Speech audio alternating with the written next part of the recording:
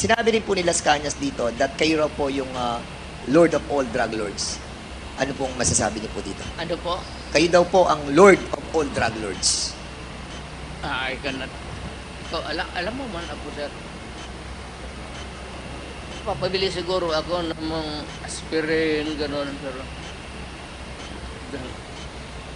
Paki-explain po properly, Mr. President. Hindi po namin masyado maintindihan. hindi ako dadating ng pagka-presidente, sir, kung gano'n ako. Sir, can you kindly tone down your voice? Oh, yeah, yes.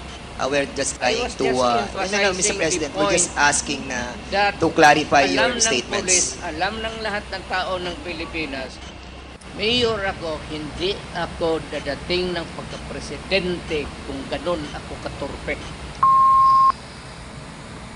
Mr. President, thank you so much for refraining yourself from speaking Yeah, bad yes, words. sir. We